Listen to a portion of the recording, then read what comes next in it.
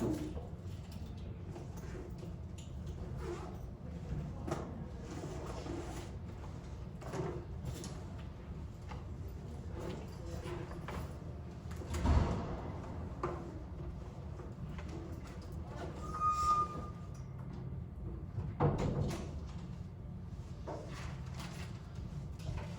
we need to finish up chapter 3 today, which we'll probably be able to do as long as I don't go too slow, take my time.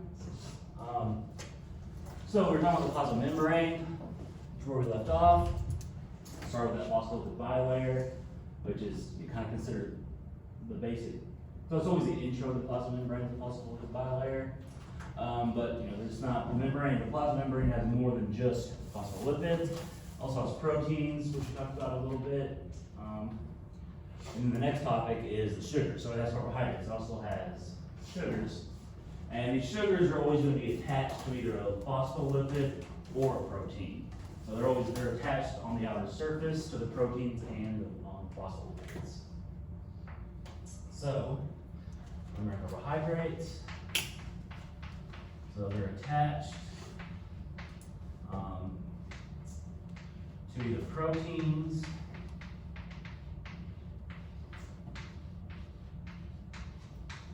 or phospholipids on the outer surface.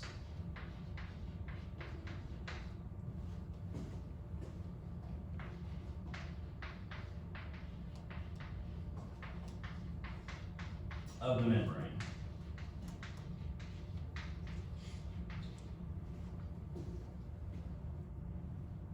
So when they do get attached to either the protein or the lipid, it kind of gives that protein or that phospholipid a new name. So if it's on the protein, we now have what's called a glycoprotein. So this protein is now a glycoprotein, which just simply means it's a protein with the sugar attached. So the glycoprotein.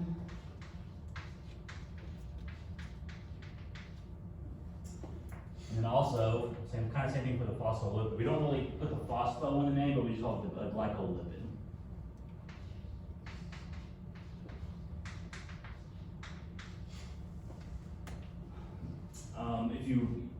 If anyone has the textbook and is reading, you'll see that they'll actually, because it is a phospholipid, they'll actually use a fancier term called a phosphoglyceride.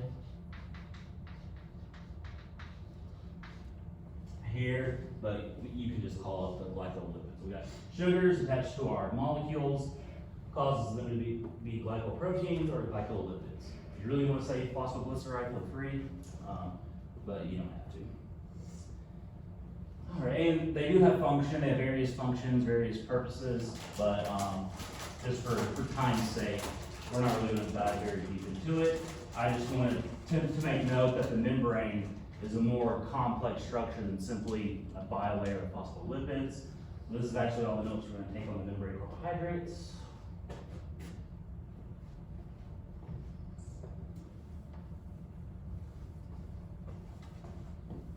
So really, of our macromolecules, there's only one macromolecule that's not found in the membrane, and that's nucleic acids.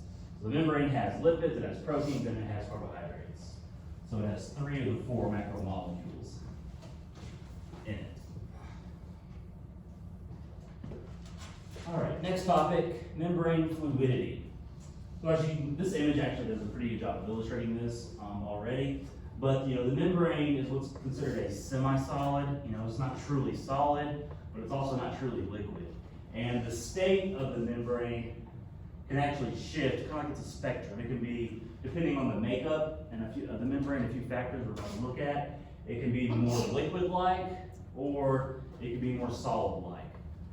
So that's kind of when we say membrane fluidity, we're referring to the state of matter of the membrane. How liquid-like is it? How solid-like is it? Ultimately, it's always a semi-solid. But that's our next topic. So membrane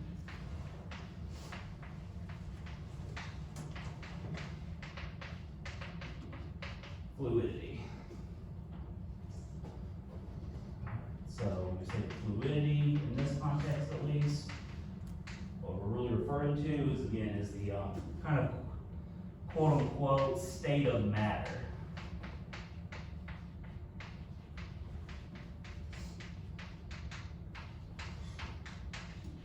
Of the membrane.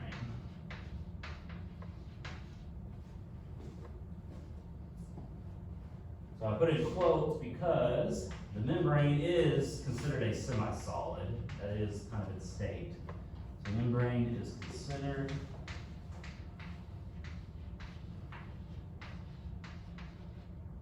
a semi-solid.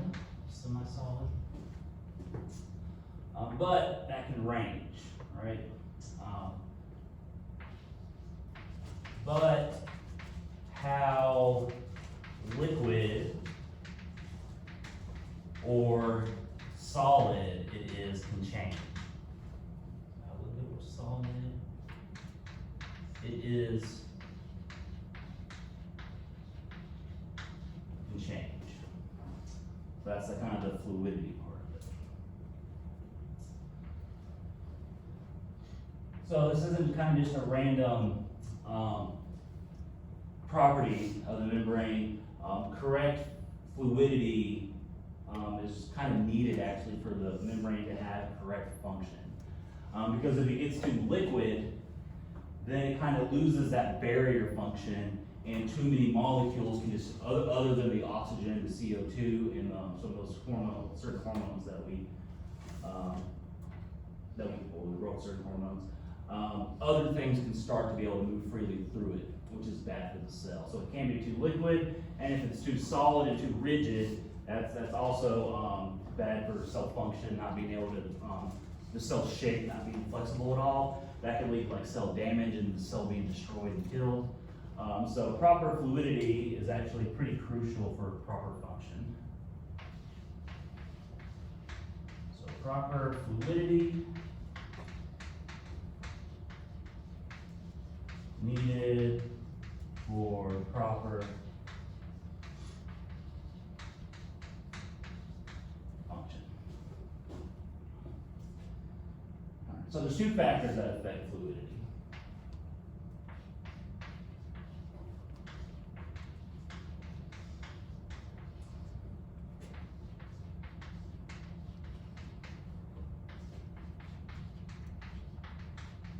At least within the cells of our body.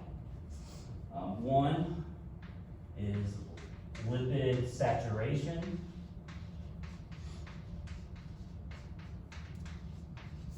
Which this is actually is something that first gets mentioned in chapter 2 when talking about lipids, but I kind of wait to talk about it here because you have to talk about it in both scenarios. Lipid saturation, and the second one is cholesterol.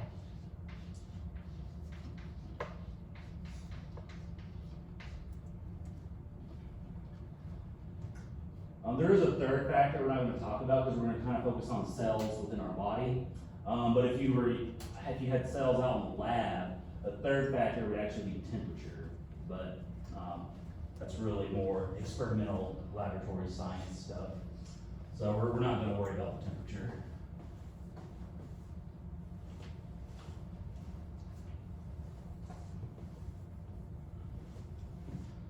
All right, so let's talk about lipid saturation first.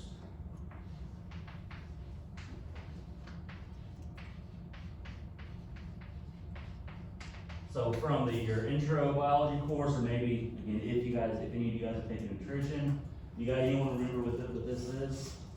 With the lipids? Really, there's the phospholipids in the membrane. It has to do with the tails. The tails either being straight or having these kinks. And what causes those kinks are what's called double covalent bonds.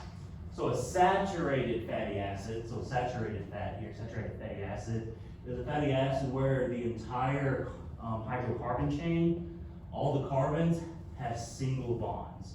So it makes that the tail straight. Unsaturated is when carbons have double bonds. So this double bond causes hydrogens to be missing. So there's no hydrogen here, no hydrogen here, none here.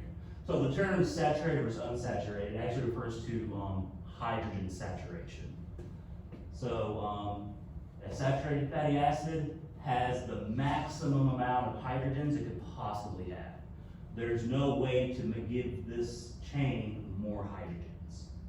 But this chain, you could force this fatty acid to undergo a chemical reaction that could break that double bond and add a hydrogen here, add one here, and add one here. So the term saturated versus unsaturated actually refers to the saturation of hydrogen atoms, is where the term gets derived from. So, put that in note form. So, first we'll talk about saturated fatty acids.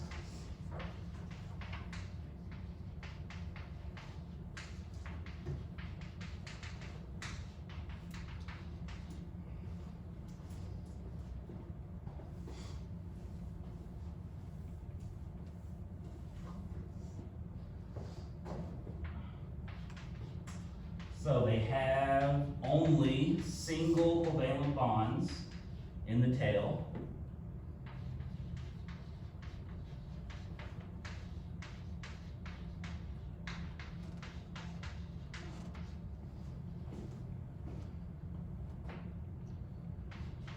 So this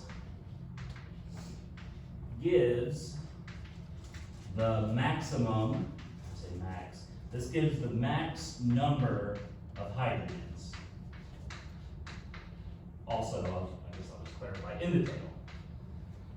So this gives the max number of hydrogens in the tail, hence the name, that's where the name comes from. So this allows, so in this case, the tail is straight. I'll put in parentheses, we haven't talked about the kinks yet, but I'll go ahead and put in parentheses here, no kinks. Or turns, sometimes they're called turns. Most textbook calls them kinks. So there's no kinks. So here's kind of a snapshot of a section of the phospholipid bilayer that has nothing but saturated hydrocarbon tails. So that allows for really, really tight compaction. So how do you think that's going to affect the fluidity? It's going to decrease fluidity, which means it becomes more like a solid. So the tail is straight. This allows for tight compaction.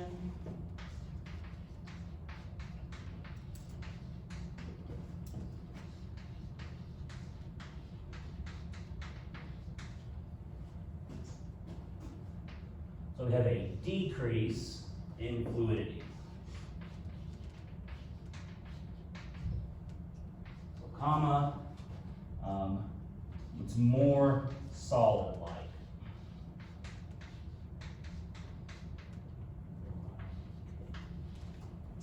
More solid-like. It's going to make the membrane more solid-like. We have a bunch of saturated fatty acids. So unsaturated is going to be the opposite of a lot of this.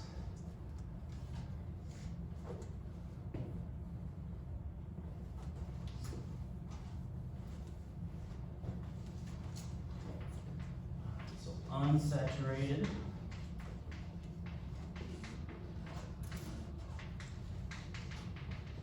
fatty acids.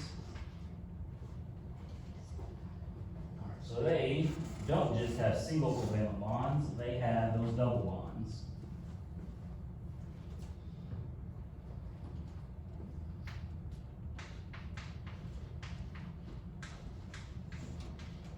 So they have double bonds, covalent bonds, just to make the notes the same. Double covalent bonds.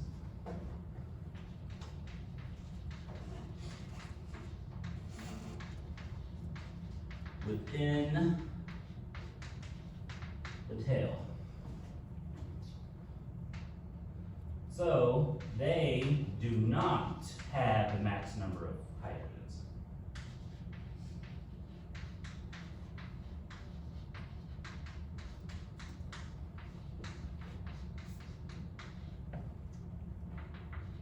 In the tail. do not have the max number of hydrogens in the tail.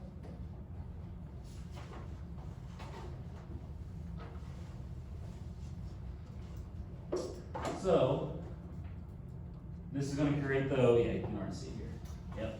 So that where that double bonds are, where those double bonds are, is going to create these turns or these kinks in the tail, and those kinks are going to create open space, and all this open space is going to cause the membrane to be more liquid-like. So it's going to increase fluidity.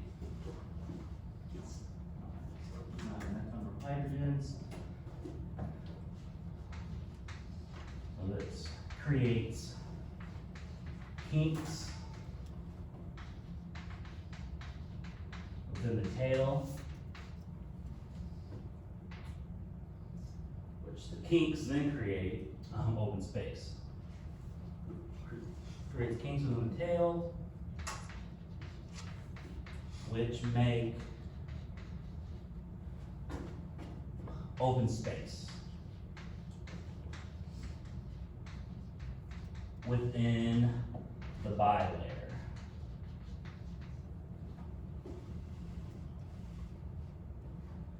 So that open space is going to increase fluidity. So it's going to be more liquid-like.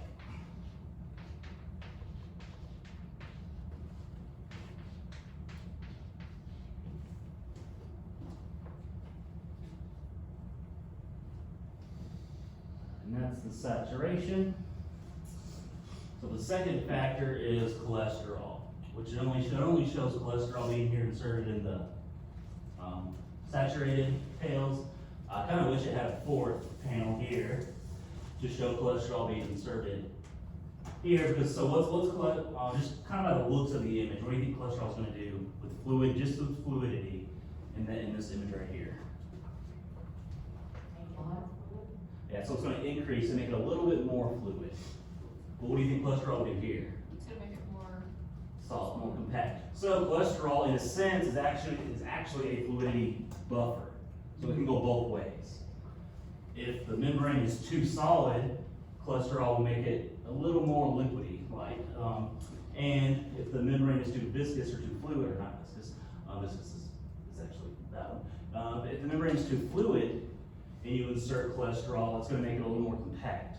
So cholesterol can actually, it keeps it in, cholesterol's job is kind of to make sure the fluidity does not exit a certain range. So it's kind of like a fluidity buffer.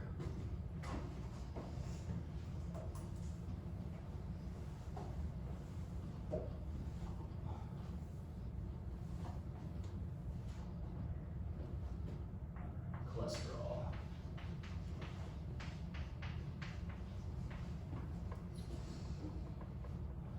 And then also, it's kind of as a nice little side note, is that our membranes actually have lots of cholesterol.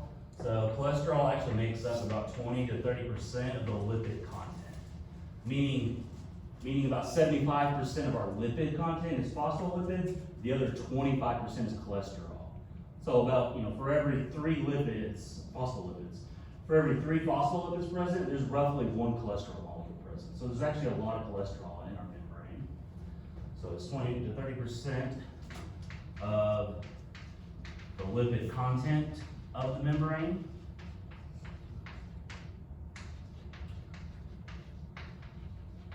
So not total content. That's not counting the proteins and the sugars. They're 20 to 30% of lipid content specifically, not total content. Point being, there's a lot more cholesterol than you might think in our membrane. So it behaves as a fluidity, quote unquote, buffer. Meaning it can go in both, it can go in both directions. So it can be inserted into saturated fats or saturated phospholipids.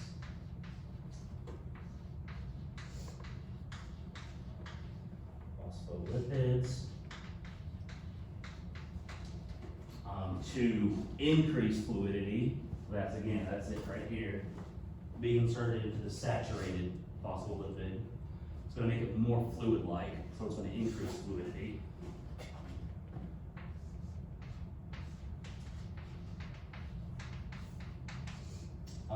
Or inserted into unsaturated phospholipids to decrease fluidity.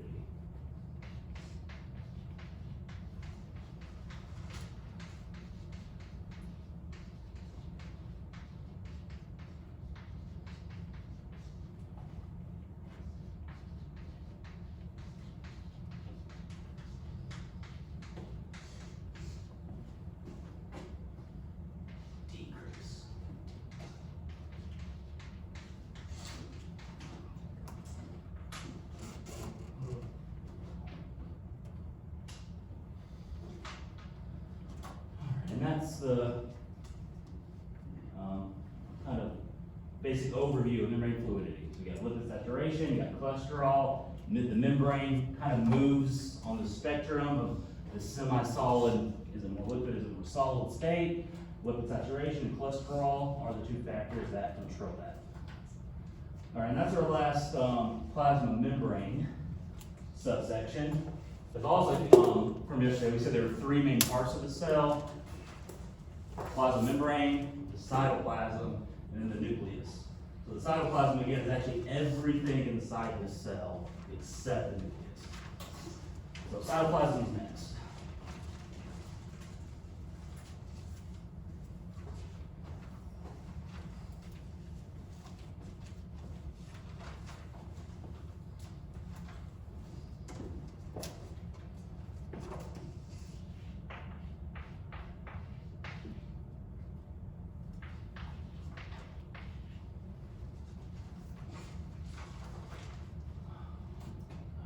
Redefine it once again on the notes. So it's all material within the cell except the nucleus.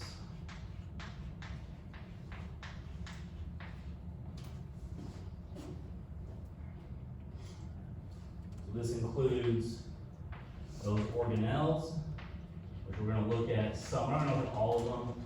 I'm going to look at some of them: Golgi, the ER, mitochondria, lysosomes. Includes the organelles, and includes the cytosol, which the cytosol, so that's the liquid, or that's the fluid within the cell.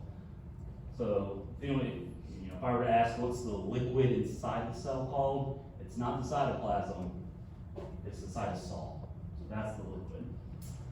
The cytoskeleton, so it's not an organelle,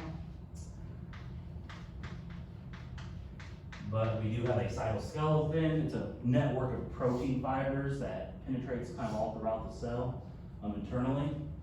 And the last one is kind of a catch-all category called inclusions.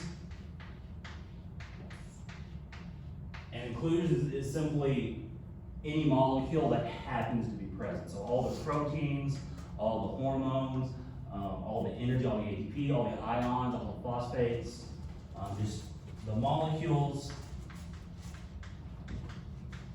currently present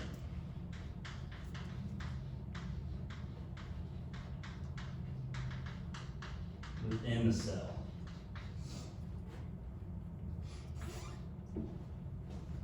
So again, the glucose is in the cell, it would be an inclusion. Just all the molecules that happen to be found inside the cell at that moment in time. There actually is one inclusion that's really important that we're going to talk about. That's technically not an organelle, so it's ribosomes. So a lot of times ribosomes in textbooks, ribosomes get talked about in the same section as the organelles. But ribosomes are just a mix of RNA and protein, so they're actually not technically an organelle. They're really just a molecule. It's just protein and RNA mixed together.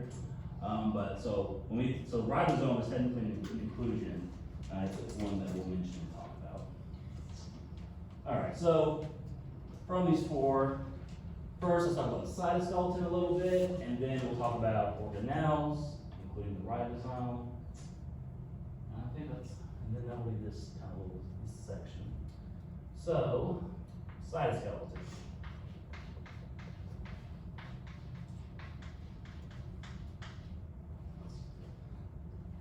So the cytoskeleton, it's an organized network of protein-like fibers. And you can see in this nice little fluorescent staining. So the green here, so it's green, so it'll probably just be one of, we're not gonna go into these details, but there's 3 different types of protein fibers. Based on the size of these, if I had to guess, these are probably the intermediate fibers. But it gets the point across. You got these, you can kind of see the cell's membrane a little bit. There's 5 cells here all overlapping each other. So you can kind of see an individual cell a little bit. It's kind of tricky because they're covering each other. But you can see the protein fibers moving all throughout the cell. So there's lots and lots of these fibers found through our cells that make the cytoskeleton. So it's an organized network of fiber-like proteins.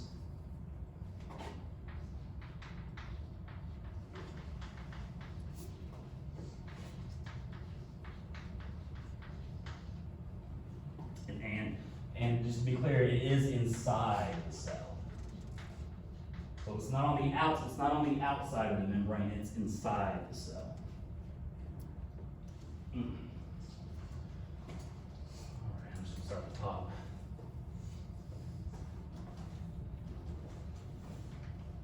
So it is a very strong and stable structure.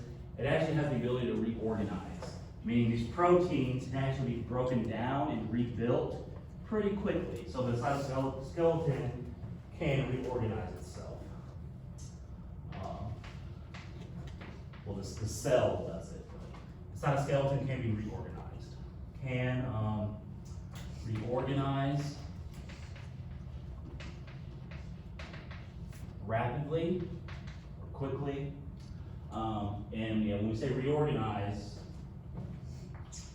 the proteins are broken down and rebuilt.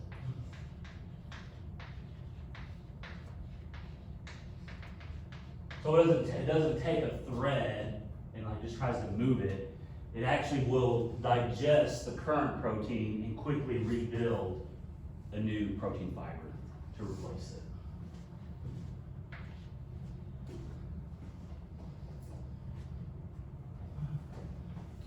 And not in our cells, because our cells are pretty stationary because they're multicellular organisms, but in bacteria and other single-cell organisms, this property of the cytoskeleton actually allows for cell movement.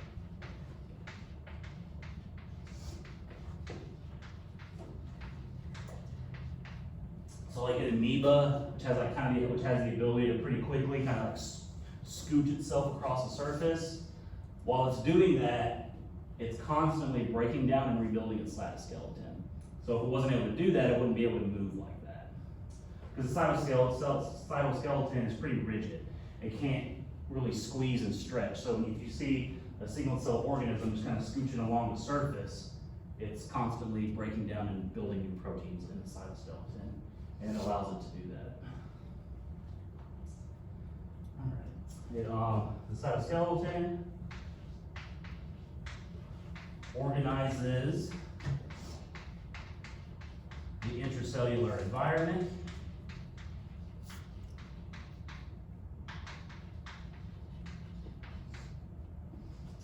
And a big part of that is that it anchors down organelles.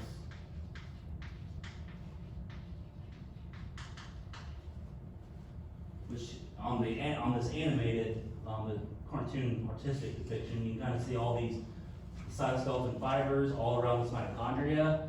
So the cytoskeleton is actually anchoring down this mitochondria in place. So if it wasn't, the mitochondria would just float around the cell, because you have to remember that the cell is filled with water. Water is a big part of the cytoplasm, part of the cytosol. So that mitochondria would just kind of drift around, but it doesn't. And the reason why it doesn't is because the cytoskeleton is actually anchoring it down in place. So it organizes the intracellular environment. And kind of a second, but in addition to that, it kind of goes along with this, is that the cytoskeleton can serve as what a lot of textbooks kind of call railways for vesicles and organelles to move along.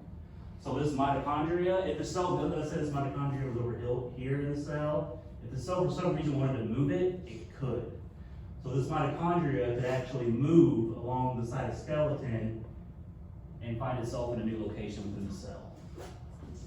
So it serves as railways for vesicles and organelles to move within the cell.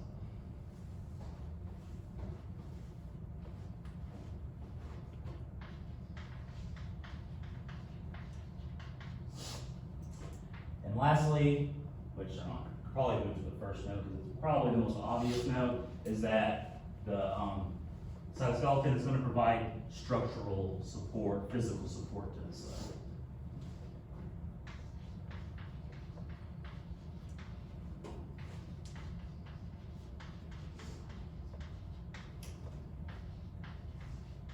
Provide structural support to the cell.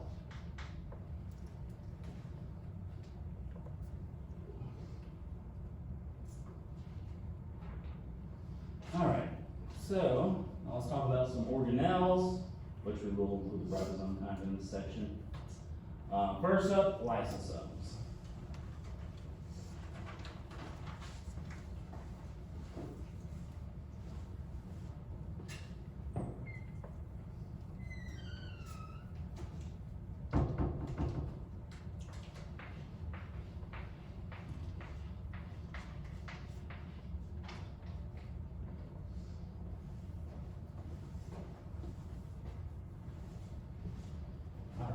So these organelles are filled with digestive-like enzymes designed to break things down, kind of destroy things, and not labeled here on the image, but they're also filled with lots of hydrogen ions. So it's not labeled this way, but if you imagine the really small dots like the hydrogen ions, that would actually be accurate. All right, so lysosomes is an organelle filled with digestive enzymes, which I know this image says hydrolytic enzymes. It's, tomato, it's the just synonyms. Hydrolytic enzymes break things down. Digestive enzymes break things down. Basically synonyms. Filled with digestive enzymes and hydrogen. So that hydrogen, subnote here, that hydrogen is going to give the lysosome an acidic environment on the inside. So it has an internal acidic environment. It has a bunch of hydrogen in it. So parentheses, it has a low pH. 3, 4, 5 has a low pH, has an acidic environment.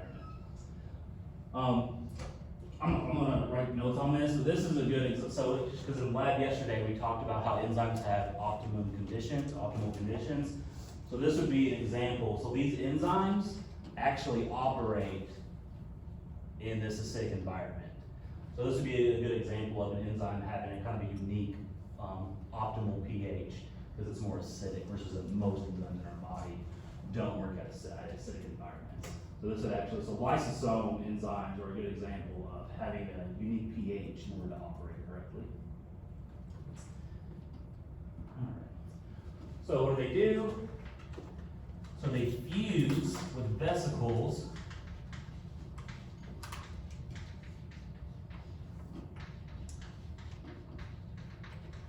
containing either bacteria or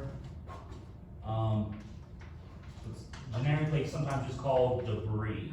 So debris is just things in the cell's environment that, maybe it's damaged parts of an old cell that died, or whatever it might be. It's just debris is just junk in the cell's environment that doesn't need to be there. so the cell tries to get rid of them. So there's a section in the book that we don't really have time to cover called endocytosis. Endocytosis is when a cell kind of eats something on the outside. So when we say fused with vesicles containing these things, those vesicles came from the process of endocytosis.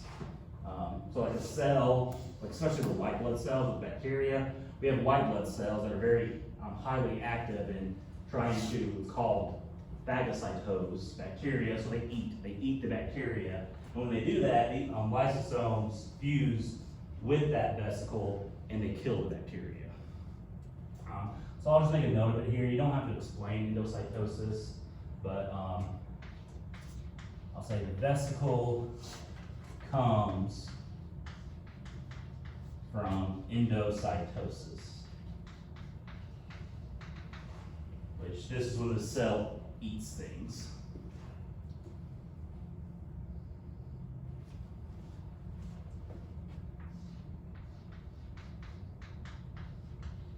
Quote unquote eats things.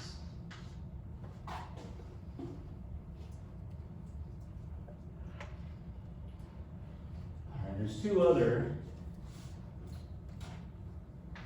important functions of lysosomes. So lysosomes also perform I'll continue it up here.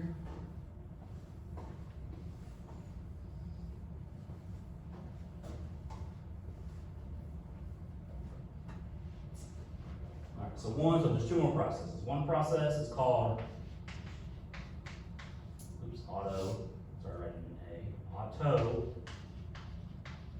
autophagy. So autophagy, so you have your typical cell here. There's a lot of things going on inside the cell. All these organelles are doing work. You have proteins in here that are being used over and over again.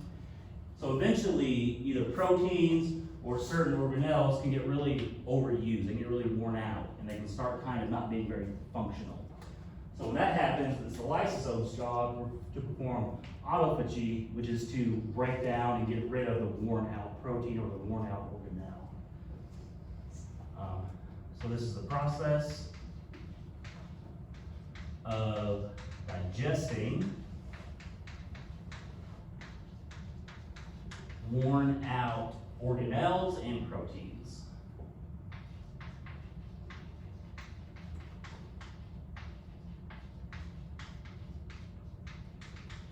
So if the cell has a protein that's been used 200 times and it's kind of taken its toll on the protein's not really working anymore, the cell needs to get rid of that protein. That protein is just extra junk now.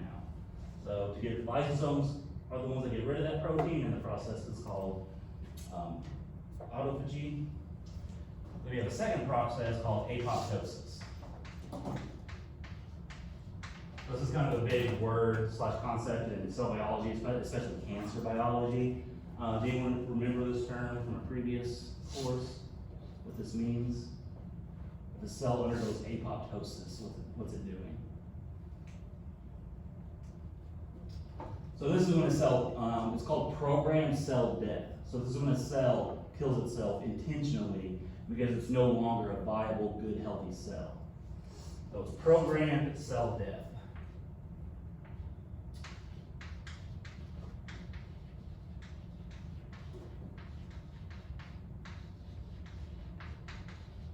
So programmed cell death.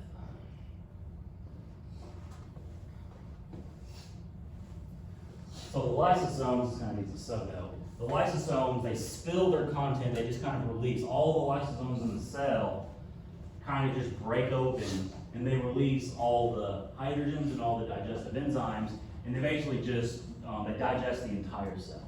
So the entire cell is destroyed. So lysosomes kind of spill their content.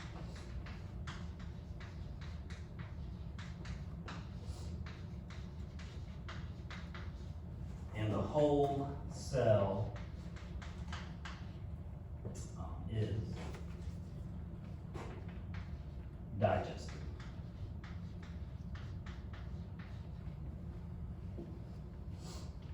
So apoptosis is when a cell intentionally deletes itself, kills itself.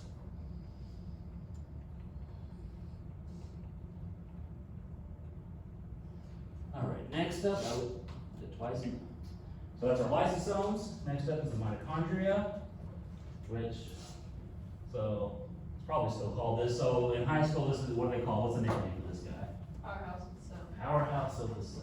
Everybody knows that. Powerhouse of the cell. There's something about it. It sticks in everyone's head. My wife, who hates and is terrible at science, knows that the mitochondria is the powerhouse of the cell. So, yeah, so it's the site of energy production. So what does that mean? It means it's where energy is produced. Right? So it's the site of energy production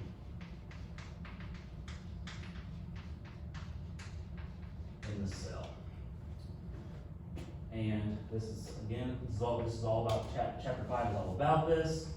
So I'll go ahead and re-drop the term just to kind of keep it sinking in. The process is called cellular respiration. And I'll put in parentheses here, makes ATP.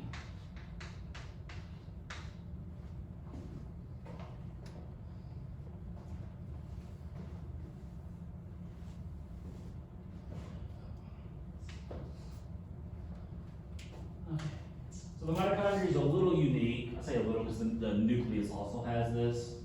But the mitochondria has two phospholipid bilayers. It has two membranes. So it has an outer membrane right here. It's kind of a normal, round, smooth on the outside. But it has an inner membrane that has a bunch of folds. So it has one bilayer, one membrane, an outer membrane, and it has a second bilayer, inner membrane here. So it has two membranes.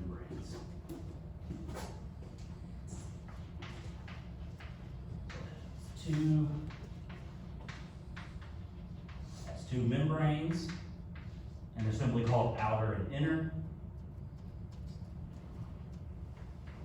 Outer and inner.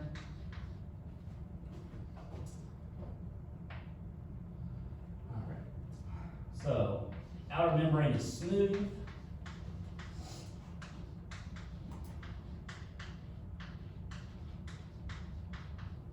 Which usually isn't something to take note of, because that's how most membranes are. Right? So the membrane on the lysosome, also smooth. The plasma membrane, also smooth. But the reason why you usually go ahead and make note of that is because we compare it to the inner membrane, which is not just a singular smooth surface, but it has these folds. So that's why we usually go ahead and take note of it. So this is kind of a default of a membrane. It's just to be round and smooth. Sorry, I thought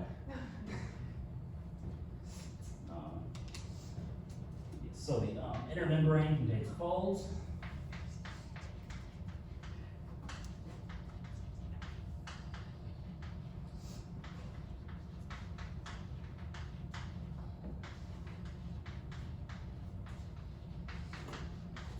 Called cristae. Yeah, so the individual folds are called cristae.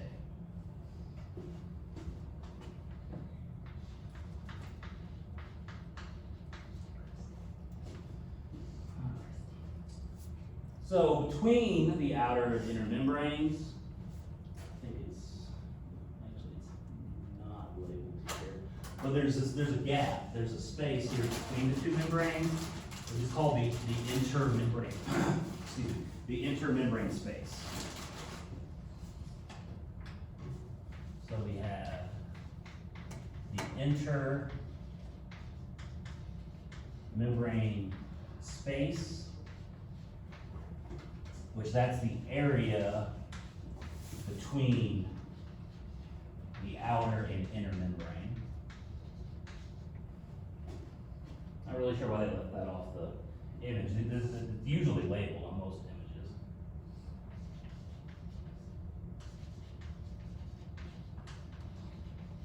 So there's a gap of space there, the intermembrane space. And then the last kind of anatomical section, if you will, because we're kind of labeling the parts, is the inside of the inner membrane, and that's called the matrix, or the long version is the mitochondrial matrix. Oftentimes just called the matrix. So we have the matrix, and it's the area inside the inner membrane.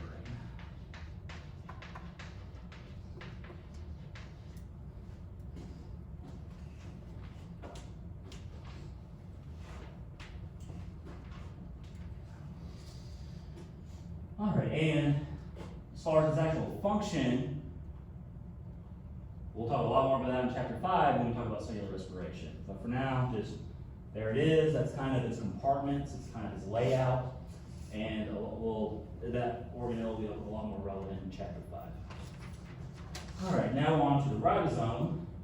Which is not an organelle? It's not an organelle because it's not bound by a membrane.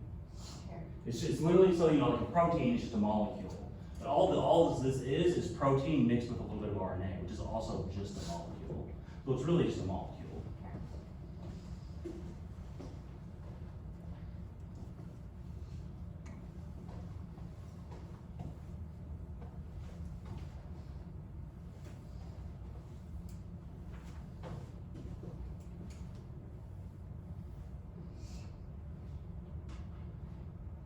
But the textbooks a lot of times won't really take the time to explain that, and like a lot of students think that ribosomes are organelles. I was under the impression. They're not.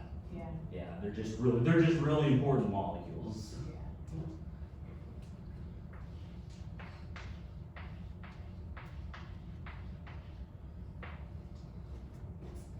All right, so ribosomes made up of what's called ribosomal RNA, which is that rRNA. So ribosomal RNA, rRNA. And again, we're not in no chapter do we go into detailed transcription and translation, so we won't drop these terms that much. We're just kind of still in the intro section, so these RNAs kind of keep popping up a little bit. But rRNA and protein.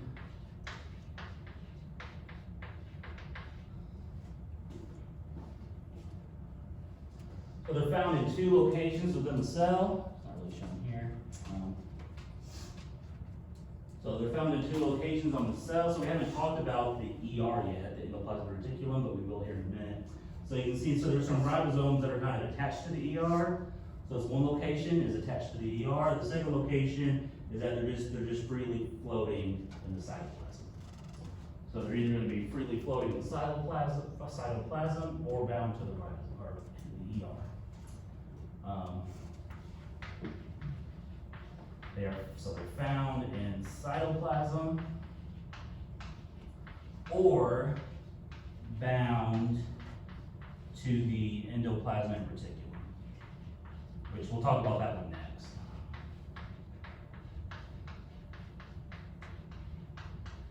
So the endoplasmic reticulum, very commonly just abbreviated the ER.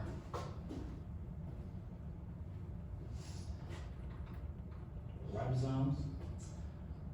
All right, and we'll just mention their function here. So they're involved in the synthesizing of proteins.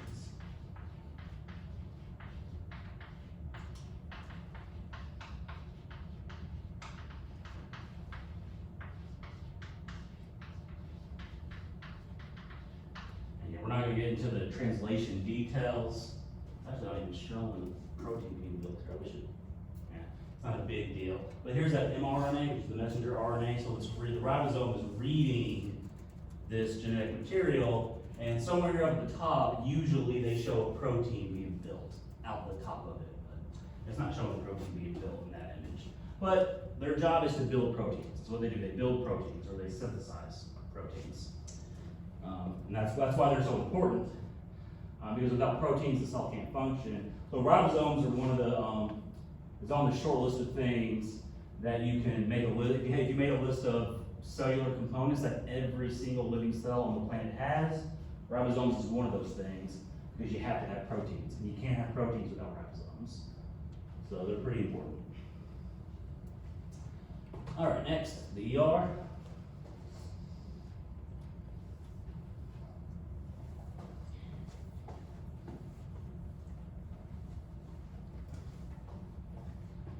since we've already abbreviated it, I'm just gonna write ER here.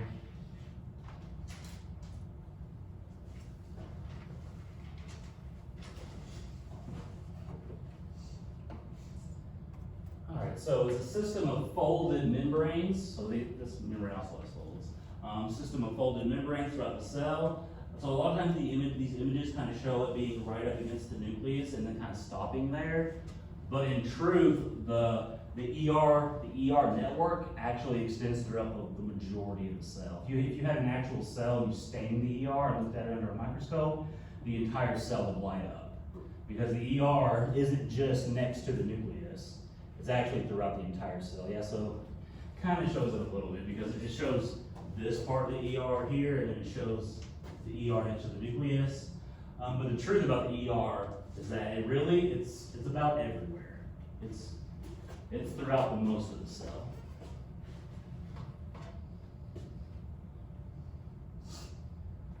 All right. So system of folded membranes.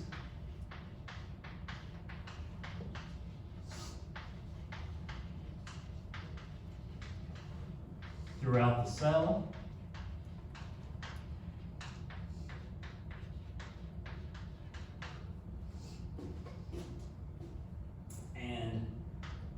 The membrane, and this is the reason why it always at least shows it next to the nucleus, is that if you follow the ER's membrane and just keep going, keep going, keep going, it actually eventually connects to the nucleus's membrane, which the nucleus's membrane kind of gets a special term called the nuclear envelope, but if you just want to, if you just call it the nuclear membrane, that's fine too.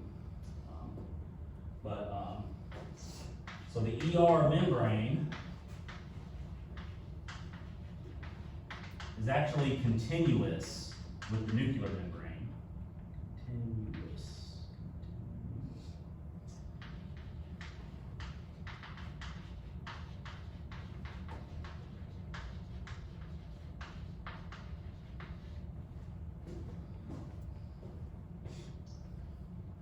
There are two types of ER.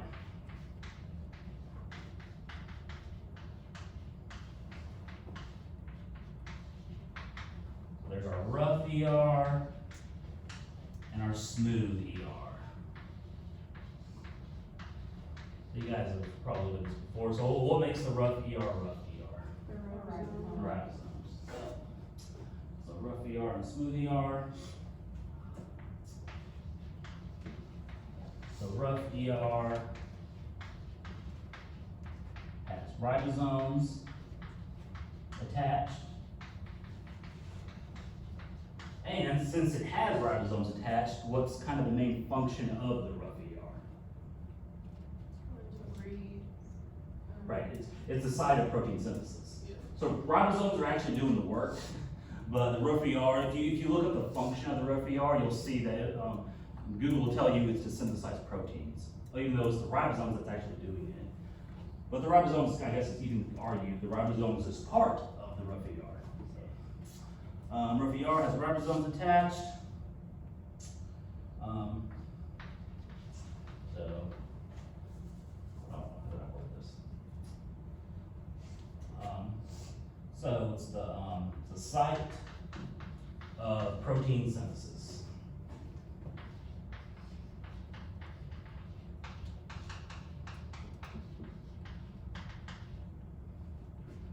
So smooth ER, no, I'm gonna start at the top. It's gonna be, I don't have to be squeezing it in down there.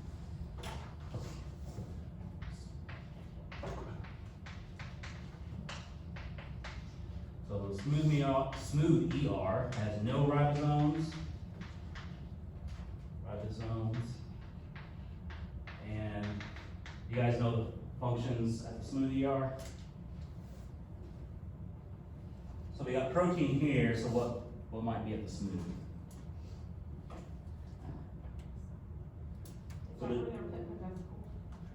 Well, both locations do that. Oh, okay. Yeah, both locations make vesicles. We weren't gonna get really that detailed to talk about the Golgi apparatus. But smooth ER is where carbohydrate and lipid metabolism occurs. So site of carbohydrate.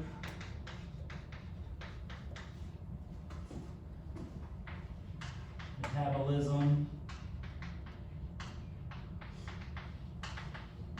metabolism.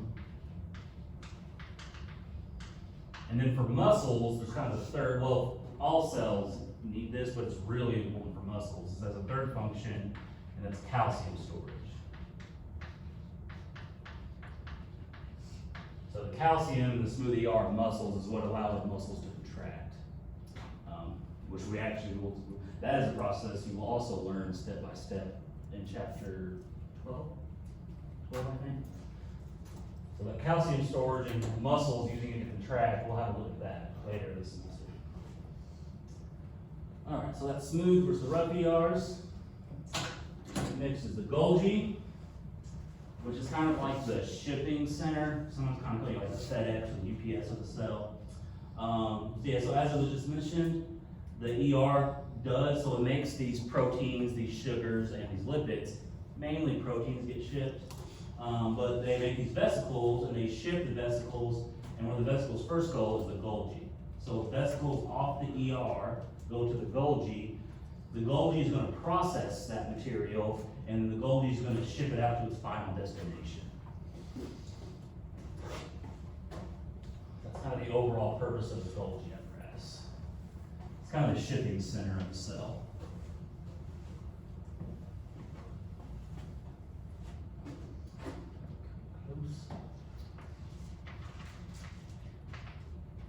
Golgi apparatus. Also, I wrote it backwards, but also called complex. Golgi apparatus, or you can call it the Golgi complex. Honestly, a lot of times I just say the Golgi. But yeah, you can call it Golgi apparatus or Golgi complex. They're both terms that are used. So it's similar to the ER in the sense that it's also a system of folded membranes. The ER, system of folded membranes. Golgi is also a system of folded membranes. But the folds here in the Golgi actually have a specific name, kind of like the mitochondria. It's called cristae. You kind of got to be careful because it's very similar terms. In the Golgi apparatus, they're called cisternae. So we got cristae versus cisternae. They're almost the same term, and they're both talks about membrane folds. So try your best to keep cristae and cisternae separate. Golgi apparatus consists of what's called hollow stacks of membrane. Actually, it's going to sound a little Dr. Seussy because it's hollow stacks of membrane sacs. Called cisternae. It's kind of how they're defined. I'm sorry, I just undid it. No, I didn't. I did it right. I thought I called it cristae. I didn't. Cisternae. In my head, for some reason, I thought I did it wrong. Called cisternae. So with the Golgi apparatus, it's always oriented this way. One side faces the ER, the other side faces the plasma membrane. So the ER side accepts vesicles, then as it moves through, it's organized and modified, and then it ships those vesicles back out towards the plasma membrane side, towards the final destination. So it's always oriented that way. So one side faces the ER.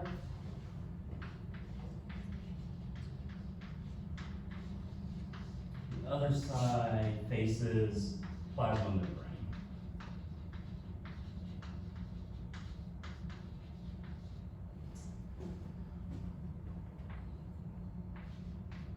So the ER side receives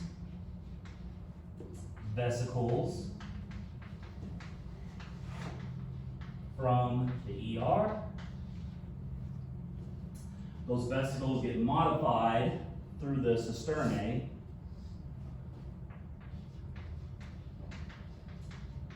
So the vesicles are modified as it moves towards the plasma membrane side.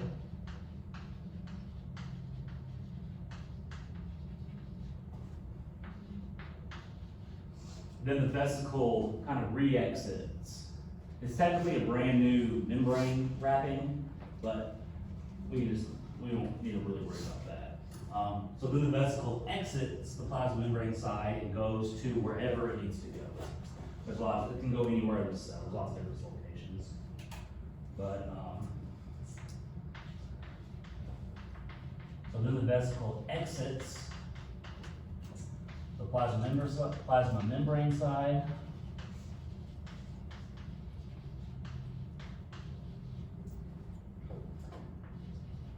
And goes, we'll just say, to its final destination.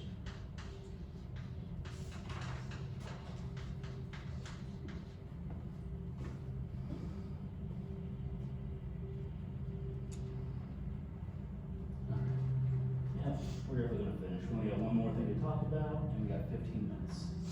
The nucleus.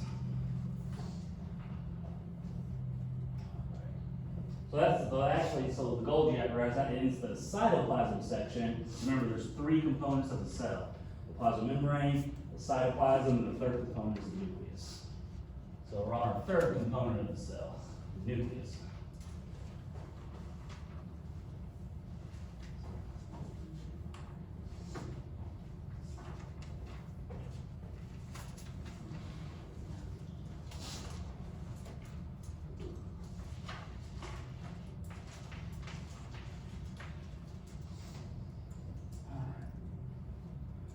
So when you think nucleus, what's the first thing that comes to your head? What does it house? DNA. It houses our DNA. I mean, that is the first and foremost function, but it actually does a second, really important function as well. It's where all the RNA is made. So it houses DNA, and it's where RNA is actually made. So all the messenger RNA, the ribosomal RNA, transfer RNA, which we didn't really talk about, that's also made in the nucleus. So it actually kind of has two important functions. So it houses our DNA, kind of function one, and it makes RNA. So it's where all the RNA is made in our cell. It's inside the nucleus.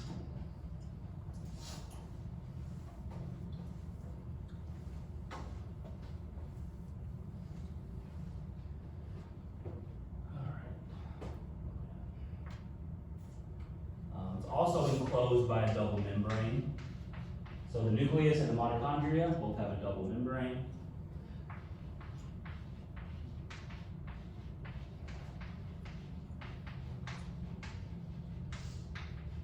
And again, they keep it simple. Actually, I don't think I have it labeled here. They do on this image. They just simply call it, just like the mitochondria, they just call it outer and inner. The outside membrane is called the outer membrane. Inside membrane is called the inner membrane. So outer and inner.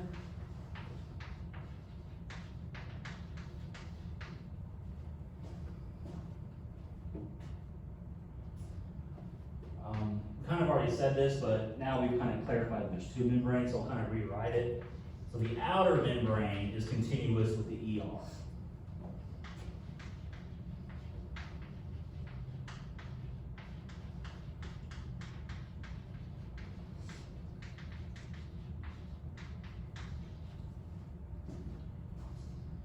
So not the inner, just the outer.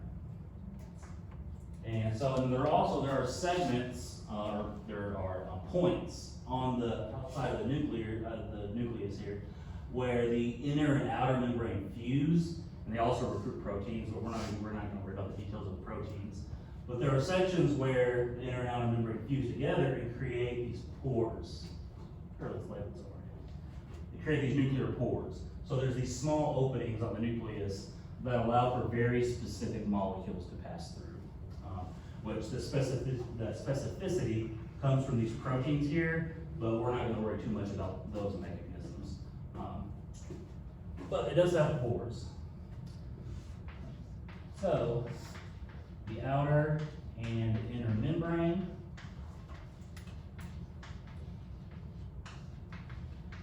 fuse together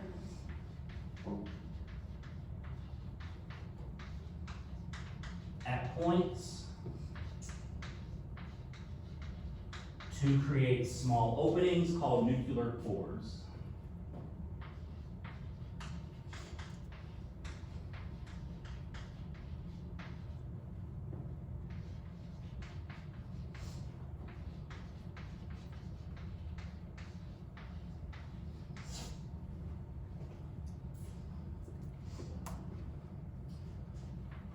So I'll just make a note here that specific molecules allowed to pass.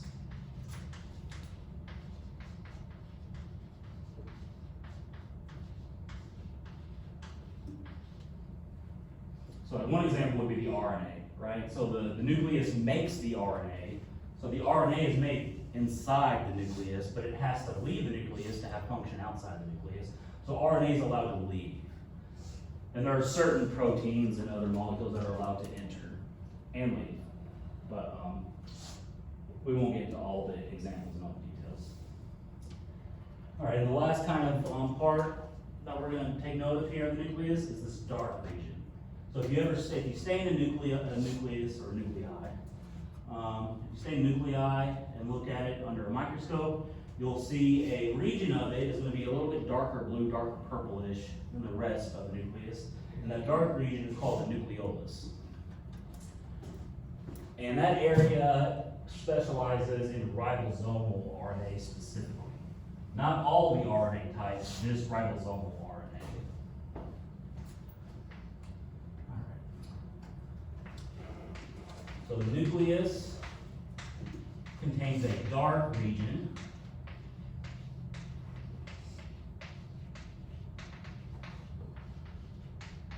called the nucleolus.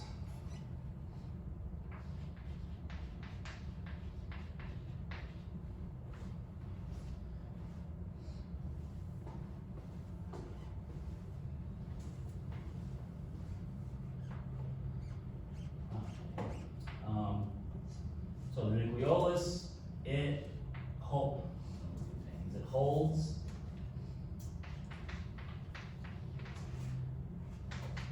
the genes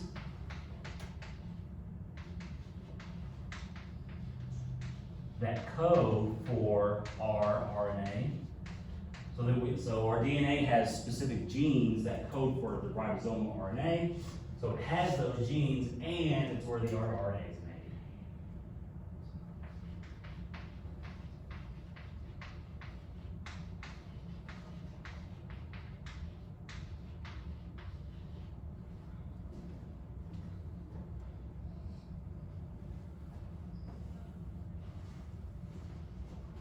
And then one last thing to define, since we dropped the term gene, and we didn't really talk about a lot of genetic processes, and we won't, I kind of just want to make sure you guys know what a gene is. So if you had to give like a really easy, cut and dry definition of a gene, what would you guys say? DNA code? Right, so it's a DNA so it's a segment of DNA that what? What does that segment of DNA do? What does it code? It instructs it on what to make. The protein. Yeah. Right. So a gene is a segment of DNA that codes for a protein.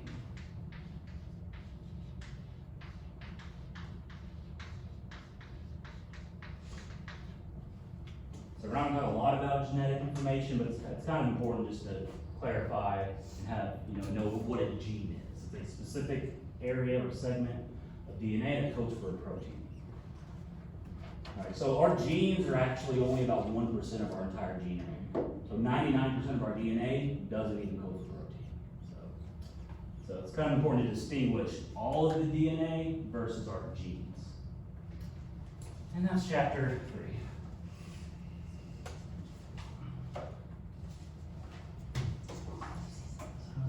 So on Monday, we'll lecture about enzymes, so we have more information on enzymes. That'll last about a day and a half, and then the next day and a half will be all about cellular respiration. You're probably going to learn more about a biochemical pathway than you thought you were going to.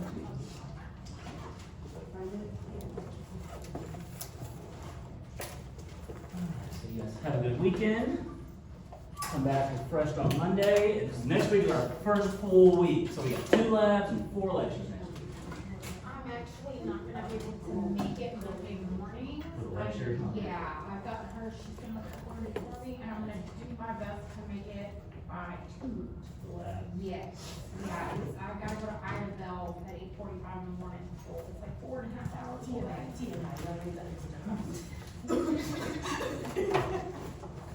Alright. Hey, hey, please record it.